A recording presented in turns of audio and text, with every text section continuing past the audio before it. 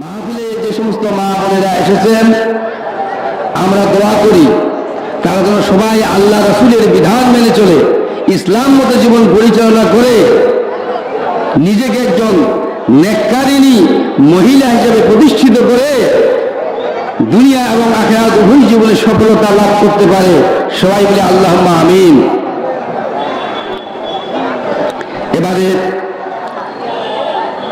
নারীর দৃষ্টিতে নর কত সুন্দর কত মূল্যবান, ইউসুফ নবীরে প্রেম নিবেদন করে জুলেখা রেখেছেন সেই প্রমাণ। ইউসুফ জুলেখার কাহিনী শুনেন নাই? এটা কিন্তু বানানোর চেষ্টা নয়। আমি যে কথাগুলো বলতেছি সব এই আগেরটা বললাম ইতিহাস থেকে, এখন যেটা বলবো কোরআন থেকে।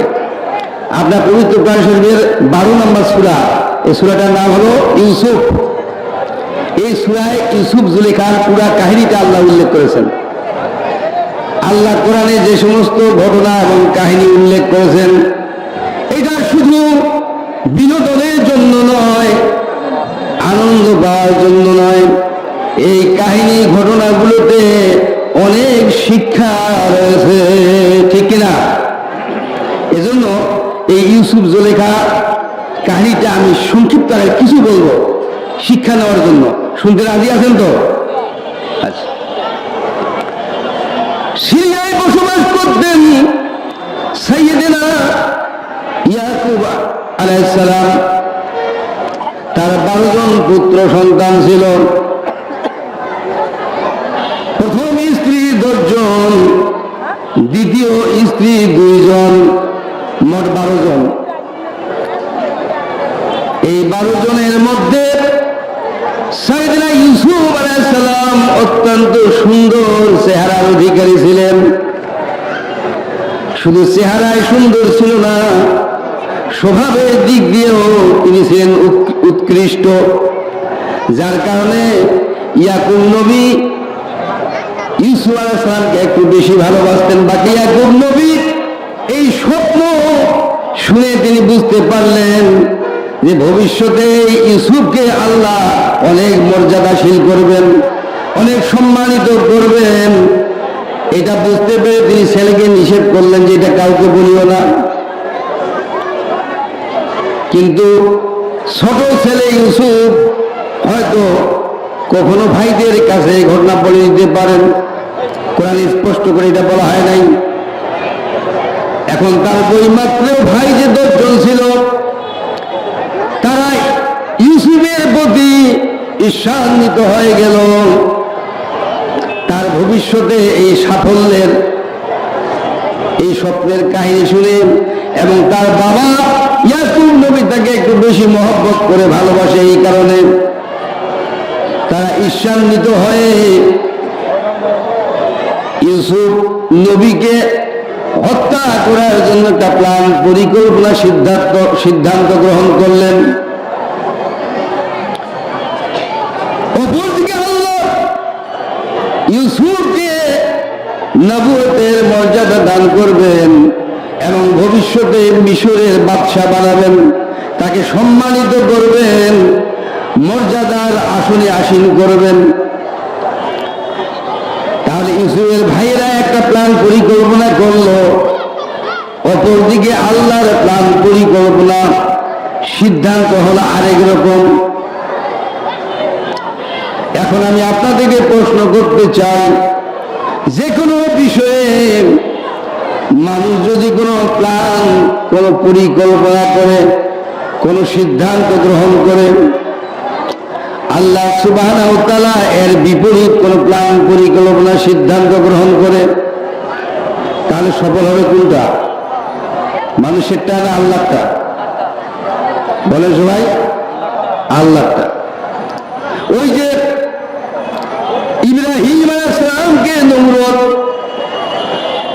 প্ল্যান পরিকল্পনা করেছিল, সিদ্ধান্ত নিয়েছিল আগুনে পুড়িয়ে তাকে ভস্মীভূত করে দেবে, আর আল্লাহ প্ল্যান পরিকল্পনা করেছিলেন আগুন ইব্রাহিমের একটা পশমও করতে পারবে না। কাজটা সফল হয়েছিল আল্লাহ।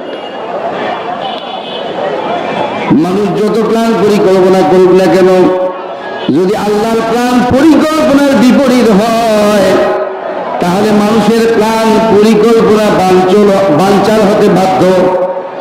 আর আল্লাহটা সফল হবেই হবে, তাতে কোনো সন্দেহ নেই। এই যে আমাদের বাংলাদেশে বিগত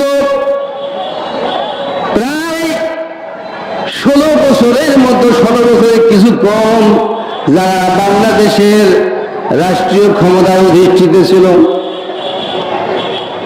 তারা চিরদিন ক্ষমতায় থাকার জন্য এমন ভাবে প্ল্যান পরিকল্পনা সাজিয়েছিল, এমন কিছু সিদ্ধান্ত নিয়েছিল, এটা তারা ভেবেছিল তারা চিরদিন বাংলাদেশের ক্ষমতায় থাকবে। এবং তারা অনেকে জোর গলায় বলেছিল 41 সাল পর্যন্ত আমরা থাকবই, দুনিয়ার কোন শক্তি আমাদেরকে ক্ষমতাচ্যুত করতে পারবে না। এই ধরনের কথা শুনেছিলেন তো? আমাদের বাংলাদেশের ব্যাপারে আল্লাহ সুবহানাহু ওয়া তাআলা যেটা প্ল্যান পরিকল্পনা করেছিলেন, সিদ্ধান্ত গ্রহণ করেছিলেন, সেটা হলো যে তোমাদেরকে চিরদিন নয়, 41 সাল পর্যন্ত নয়, এই 2024 সাল আমি পুরা করতে দেব না। ঠিক কিনা? হয়তো বলবেন এরা তো ছাত্র জনতার আন্দোলনে ক্ষমতাচ্যুত হয়েছে, বিতাড়িত হয়েছে, তাহলে আল্লাহর ভূমিকা এখানে কোথায়? কিন্তু আল্লাহ সুবহানাহু ওয়া তাআলা কাউকে ক্ষমতায় বসান, আবার কাউকে ক্ষমতার চেয়ার থেকে নামিয়ে দেন। কাউকে আল্লাহ সম্মানিত করেন, কাউকে অপমানে পতিত করেন।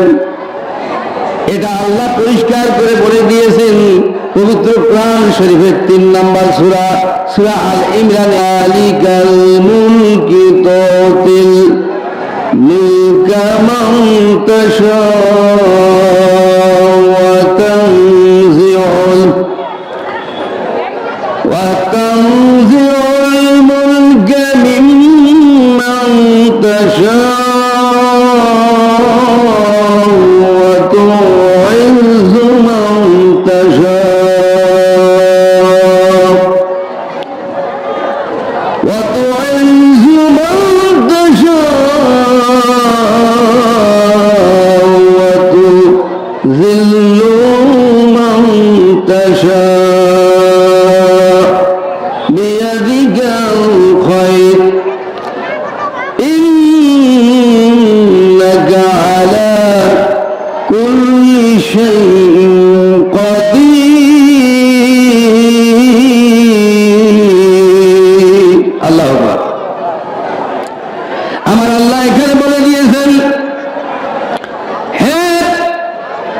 মুহাম্মদ সাল্লাল্লাহু আলাইহি ওয়াসাল্লাম, আপনি বলে দেন, হে আল্লাহ, তুমি সার্বভৌম ক্ষমতার মালিক, তুমি যাকে ইচ্ছা রাজ্য দান করো, যার কাছ থেকে ইচ্ছা রাজ্য ছিনিয়ে নাও, যাকে ইচ্ছা সম্মানিত করো, যাকে ইচ্ছা অপমানে পতিত করো। তোমার হাতে রয়েছে যাবতীয় কল্যাণ, নিশ্চয়ই তুমি সকল বিষয়ে ক্ষমতাবান। সুবহানাল্লাহ বলেন। তাহলে এর থেকে বোঝা যাচ্ছে ক্ষমতার চেয়ারে বসা আর সেখান থেকে নামানো, সম্মানের আসনে অধিষ্ঠিত করা আর অপমানে পতিত করা, এই কাজটা স্বয়ং কে করে থাকে? কিন্তু কারো না কারো মাধ্যমে এটা করে থাকে। ছাত্র জনতারা ছিল মাধ্যম, তবে যারা এই মাধ্যমের ভূমিকা পালন করে তাদের জন্য আল্লাহর পক্ষ থেকে যথেষ্ট পুরস্কার আছে। যারা অন্যায়ের প্রতিবাদ করে, ন্যায়ের পক্ষ অবলম্বন করে, ন্যায় প্রতিষ্ঠার জন্য সংগ্রাম আন্দোলন করে, তাদের জন্য পরকালে আল্লাহর পক্ষ থেকে পুরস্কার আছে, আল্লাহর জান্নাত। ঠিক না? অন্যায় দেখিলেই জ্বলে উঠে যারা, করে তীব্র প্রতিবাদ, সত্যিকারের মানুষ ওরা, জানাই ধন্যবাদ। অন্যায়ের বিরুদ্ধে ন্যায়ের পক্ষে সংগ্রাম যে করে, সত্যিকারের মুমিন সে যে সালাম জানাই তারে। প্রতিবাদী কণ্ঠ স্তব্ধ করতে বুকে যারা চালায় গুলি, পশু ছাড়া কি করে বড় মানুষ তাদের বলি। মানুষ রূপে হয় না ওরা, স্বার্থের মোহে অন্ধ, দেখে না তারা ন্যায় অন্যায়, বুঝে না ভালো মন্দ। দুনিয়াতে ছাড় পেলেও আখেরে পাবে না ছাড়, হকের হাকিম আল্লাহ তাআলা করবেন ন্যায় বিচার। ঠিক না?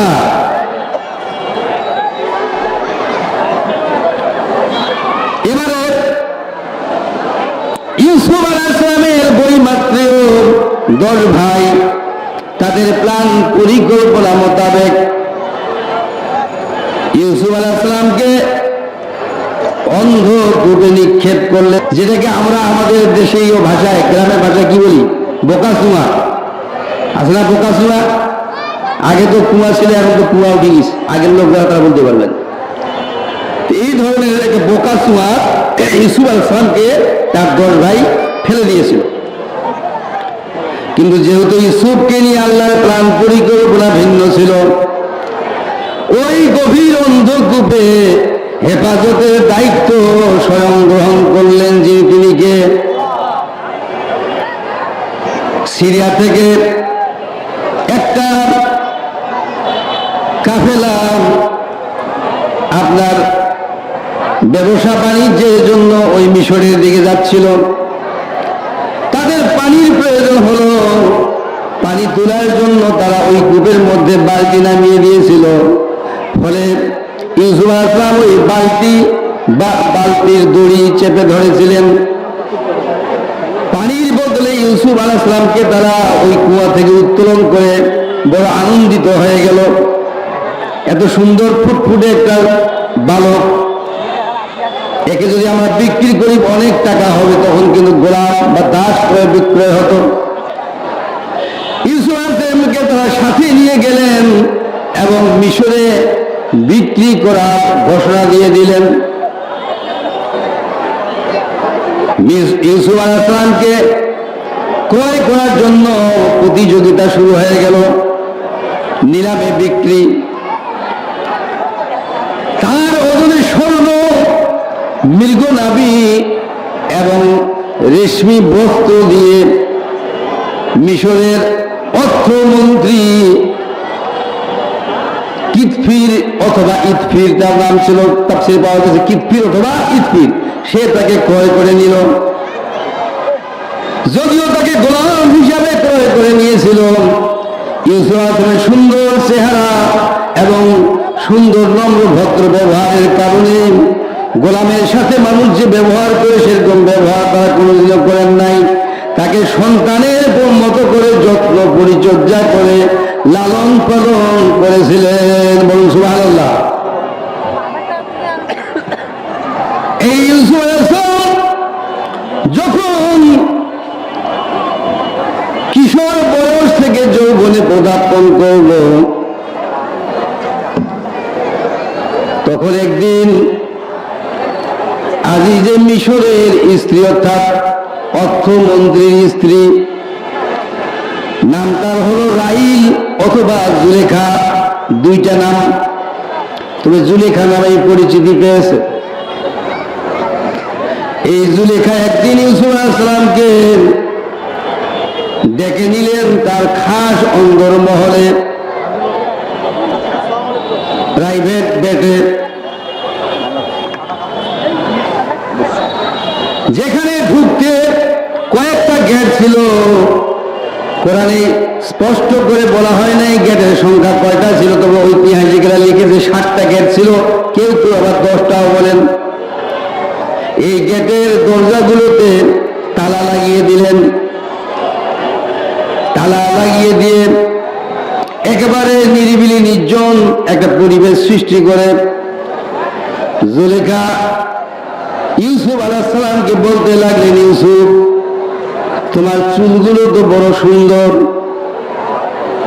তোমার চোখ দুটা বড় সুন্দর, তোমার মুখমণ্ডল বড় সুন্দর, তুমি গোটা মানুষটা বড় সুন্দর, তোমার এই সুন্দর চেহারা আমাকে পাগল করে দিয়েছে। ইউসুফ, আমি তোমাকে বড় ভালোবাসি, আই লাভ ইউ। যেমন আমাদের দেশে উঠতি বয়সের, আমাদের দেশে শুধু নয়, এখন গোটা বিশ্বের এই অবস্থা, গোটা বিশ্বের পরিবেশ, উঠতি বয়সের ছেলে মেয়ে, যুবক যুবতী ছেলে মেয়ে হাতে একটা ফুল নিয়ে একে অপরকে দিয়ে বলে আই লাভ ইউ, অপরপক্ষ বলে আই লাভ ইউ টু। ভুল বললাম না ঠিক বললাম? এরপরে শুরু হয়ে গেল গুটুমুটু, এ কথা সে কথা, একাম ওকাম আকাম কুকাম, লোকজন জানা জানি, কানাকানি ফিস ফিসানি, হই হই কাণ্ড রই রই ব্যাপার। পিতা মাতাদের সমাজে মুখ দেখা হয়ে যায় ভাব, আছে না নাই? এটা গেল যুবক যুবতীদের কথা। এমন অনেক বিবাহিত নারী এবং পুরুষ রয়েছে, এমনকি সন্তান সন্ততির জনক জননী, তারাও ইদানিং ভাব ভালোবাসা করতেছে, যেটার নাম দেওয়া হয়েছে পরকীয়া প্রেম, আছে না নাই? এই পরকীয়া প্রেমের ফাঁদে পড়ে কত নারী পুরুষের সংসার নষ্ট হয়ে যাচ্ছে, কতজন কতভাবে অপমানিত লাঞ্ছিত হচ্ছে। এমনকি অনেকে এই পরকীয়া প্রেমের ফাঁদে পড়ে জীবন পর্যন্ত হারাচ্ছে, ঠিক না বাটে?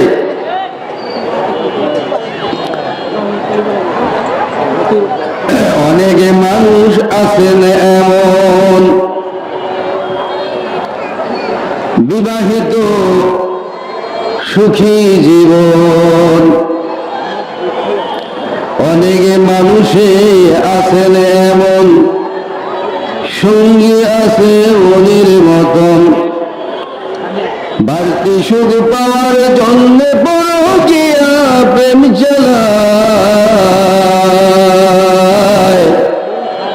শান্তি কেন নাই রে দুনিয়ায়, মানুষ ভাবো বসে নিরালায়, গজব কেন আসে দুনিয়ায়।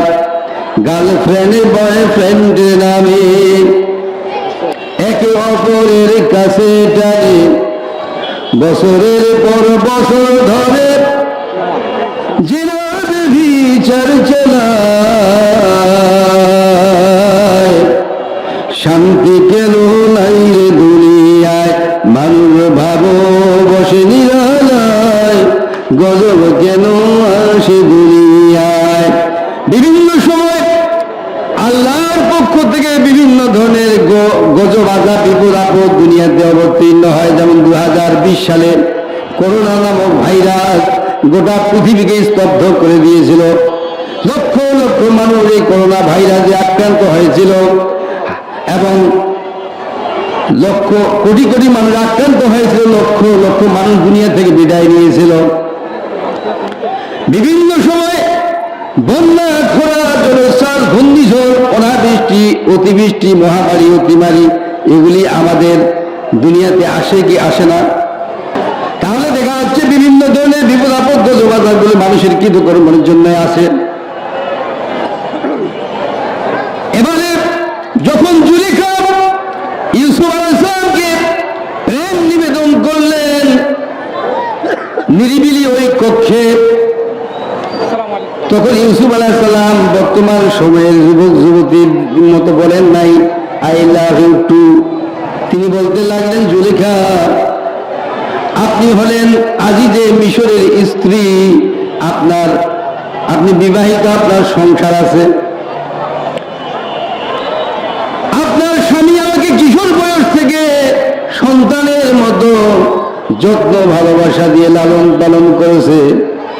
এখন আপনার সাথে আমি অবৈধ সম্পর্ক স্থাপন করে বেভিচারে লিপ্ত হয়ে আপনার স্বামীর সাথে বিশ্বাসঘাতকতা করতে পারবো না। দ্বিতীয় কথা হলো, আপনাকে আমাকে যিনি সৃষ্টি করেছেন আমাদের সেই মহান স্রষ্টা আল্লাহ সুবহানাহু ওয়া তাআলা এই কাজটাকে হারাম করে দিয়েছেন, নিষিদ্ধ করে দিয়েছেন। এটা করলে তিনি বেজার হয়ে যান, নাখোশ হয়ে যান। অতএব আমার পক্ষে এটা করা সম্ভব নয়। আই এম সরি, আমি দুঃখিত। আমি বলতে চাই ভাইরা, ওই নির্জন কক্ষে যেখানে দরজাগুলোতে তালা লাগা ছিল, যেখানে কোনো মানুষ তো দূরের কোথায় একটা পাখি প্রবেশ করার মতো কোনো সুযোগ ছিল না, যেখানে দুনিয়ার কোনো মানুষ জানতে পারত না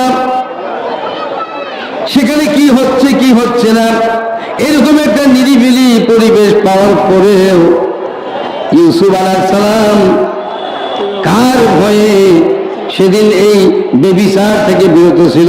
বলেন দেখি, কার ভয়ে? আল্লাহর ভয়ে।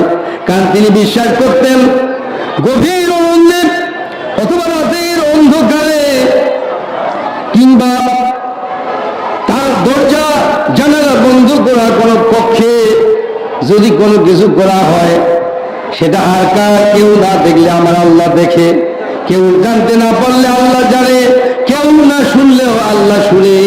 তার মনের ভিতরে এই যে আল্লাহর ভয় ছিল, এটাকে আরবিতে বলা হয় তাকওয়া।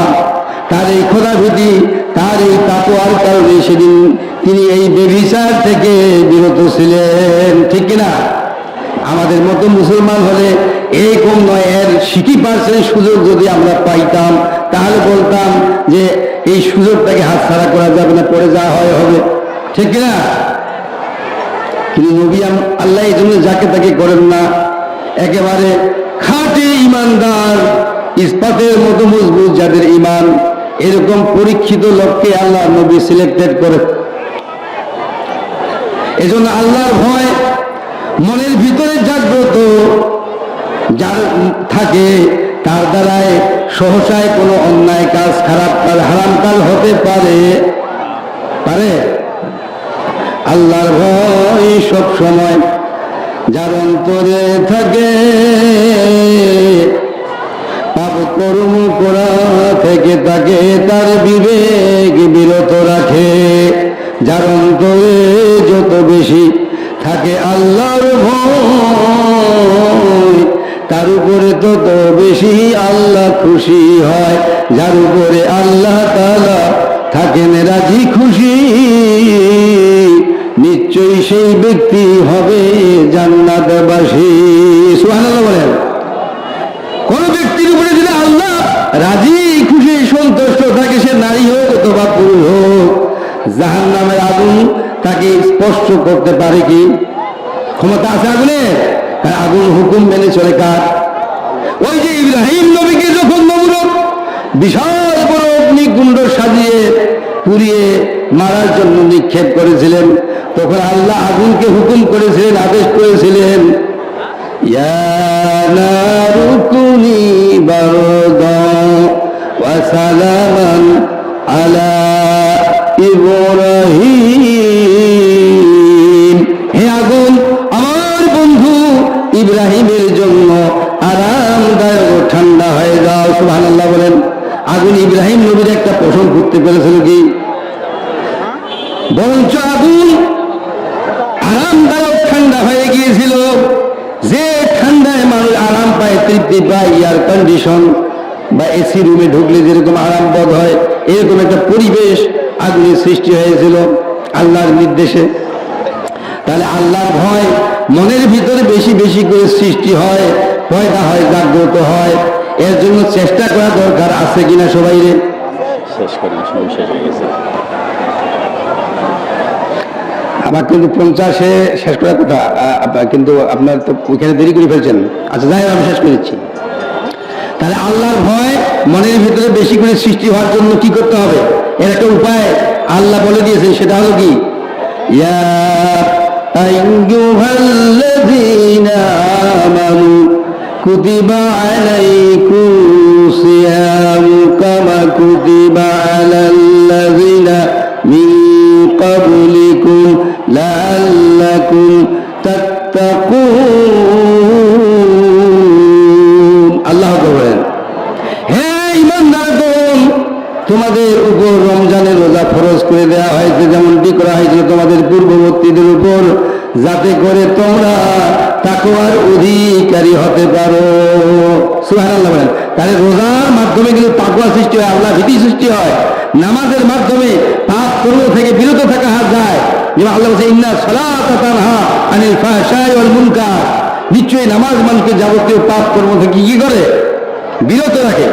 নামাজ বেশি বেশি পড়া, রোজা বেশি বেশি করে রাখার দরকার আছে কি আছে না? কিন্তু আমরা এমন মুসলমান, রমজান মাসে পুরো রোজা আমরা রাখি না। কেউ 10টা, কেউ 20টা, কেউ 5টা, কেউ 7টা, পুরো রোজা কয়েকজনে রাখে। কিন্তু বিশ্বনবী মুহাম্মদ রাসূলুল্লাহ সাল্লাল্লাহু আলাইহি সাল্লাম পুরা রমজান মাসে রোজায় শুধু রাখেন নাই, তিনি প্রতি চাঁদে, যেটাকে আইএমএ বীজের রোজা বলা হয়, চাঁদের 15 তারিখে, এরপরে হলো প্রতি বৃহস্পতিবার, সোমবার, এরপরে আশুরা রোজা রাখতেন, শবে বরাতে এভাবে নফল রোজা তিনি রাখতেন। এবং ফরজ নামাজের পাশাপাশি তিনি রাত্রি জেগে জেগে দীর্ঘ সময় ধরে নফল নামাজ পড়তেন, দীর্ঘ সময় সূরা কেরাত তেলাওয়াত করতে করতে। এরপরে দীর্ঘ সময় রুকুতে থাকতেন, সিজদাতে থাকতেন। এভাবে তার পা মোবারক ফুলে যেত। জিজ্ঞাসা করা হতো, ইয়া রাসূলুল্লাহ, হে আল্লাহর রাসূল, আপনার তো জীবনের সামনের এবং পিছনের সমস্ত গুনাহ মাফ, আপনি তো বেগুনা, কিন্তু এত কষ্ট করে আপনি দাঁড়িয়ে দাঁড়িয়ে নামাজ পড়েন কেন? বিশ্বনবী জবাবে বলতেন, আমি কি আল্লাহর কৃতজ্ঞ শুকরগুজার বান্দা হব না? সুবহানাল্লাহ বলেন। কিন্তু আমরা ফরজ নামাজটাই পড়তে চাই না। তো যাই হোক, যেহেতু সময় শেষ, কথা তো অনেক ছিল, শেষ করে দিতে হবে। আমি এক্ষুনি শেষ করে দিচ্ছি। এই ঘটনাটা সংক্ষিপ্ত বলে শেষ করে দিচ্ছি, আর 2-4 মিনিটের ভেতরে।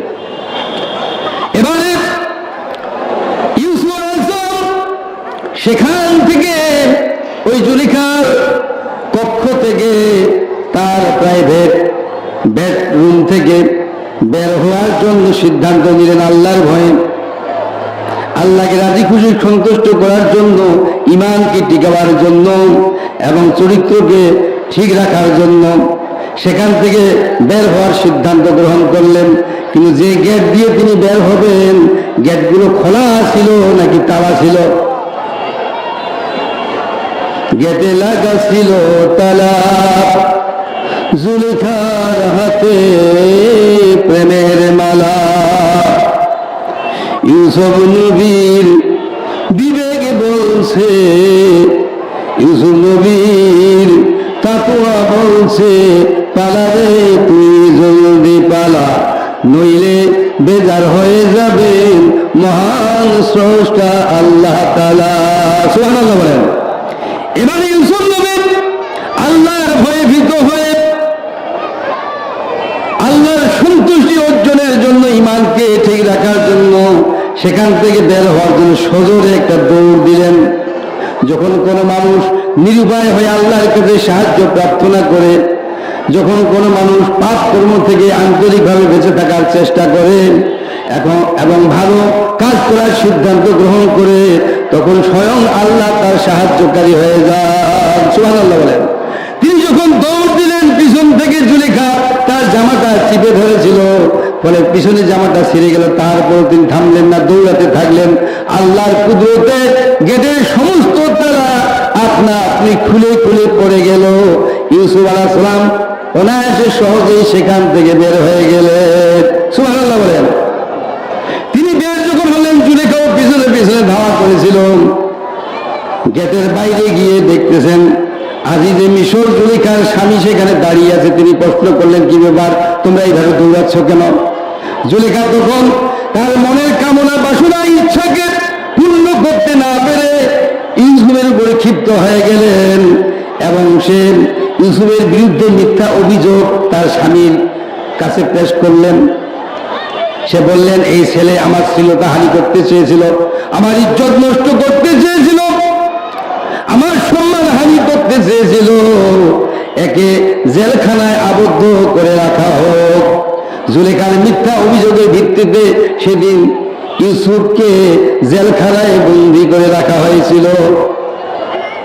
এখন আমি আপনাদেরকে প্রশ্ন করি, সেদিন যে ইউসুফ নবীকে জেলখানায় বন্দী করে রাখা হয়েছিল, ইউসুফ নবীর কি কোনো অপরাধ ছিল? ছিল? একজন নিরপরাধ নির্দোষ মানুষ হতে মিথ্যা ষড়যন্ত্রের শিকার হয়ে মিথ্যা মামলার ফাঁদে পড়ে জেলখানায় যেতে পারে, এই ঘটনা তার বাস্তব প্রমাণ, ঠিক না? আমাদের দেশে আন্তর্জাতিক খ্যাতি সম্পন্ন মুফাসসিরে কুরআন কিনা আল্লামা দেলোয়ার হোসেন সাঈদী সাহেবকে যখন জেলখানায় বন্দী করে রাখা হয়েছিল, তখন এদেশের অনেক মুনাফিক মুসলমান বলেছিলেন, অপরাধ না করলে কি জেলখানায় যেতে হয়, ঠিক না? তাহলে ইউসুফ কি অপরাধ করেছিল? বিশ্ব নবী জনাবে মুহাম্মদ রাসূলুল্লাহ সাল্লাল্লাহু আলাইহি ওয়াসাল্লাম তার বংশের লোকজনদেরকে নিয়ে শিবে আবু তালেবের 3.5 বছর বন্দী জীবন যাপন করেছিলেন। নবীর কি কোনো অপরাধ ছিল? নিরপরাধ অনেক মানুষকে মিথ্যা মামলা দিয়া শহীদ করে দিয়েছেন তারা ফাঁসিতে ঝুলাইয়া, জমা হতে দেয়নি মানুষকে জানাজার লাগিয়া বন্ধু হে, কোরআনের পাখি বেড়াইতো দাপিয়া বন্ধু হে, ঠিক না? যদি আল্লামা দেলোয়ার হোসেন সাঈদী সাহেব আজকে বেঁচে থাকতেন, তাহলে তিনি একটা মাহফিল করলে 100টা মাহফিলের কাজ হয়ে যেত। যেহেতু সময় শেষ, কথা তো অনেক ছিল, শেষ করতে হবে। তো আমি এই যে কয়েকটা ছন্দ, সঙ্গীতের কিছু অংশ, কবিতার কিছু অংশ বললাম, এগুলো আমার সব নিজের লেখা। এগুলো কি ভালো হয়েছে তো নাকি? এগুলো আমি লিখতেছি, বহু লিখেছি, আরো লিখবো ইনশাআল্লাহ। আশপাশে যে মাহফিলগুলো হয়, এগুলোকে দাওয়াত দিবেন, প্ল্যান করে কথা বলা যাবে। আল্লাহ সুবহানাহু ওয়া তাআলা আমাদের সবাইকে আজকের এই মাহফিলের শেষ পর্যন্ত থেকে কোরআনের আলোচনা শুনে তদ অনুযায়ী আমল করে নিজেদেরকে একজন খাঁটি ইমানদার মুসলমান হিসেবে প্রতিষ্ঠিত করার তৌফিক দান করুন। সবাই আল্লাহুম্মা আমিন। ওয়া মা তাওফিকি ইল্লা বিল্লাহ ওয়া আখিরু দাওয়ানা আলহামদুলিল্লাহি রাব্বিল আলামিন। আসসালামু আলাইকুম ওয়া রাহমাতুল্লাহি ওয়া বারাকাতুহু।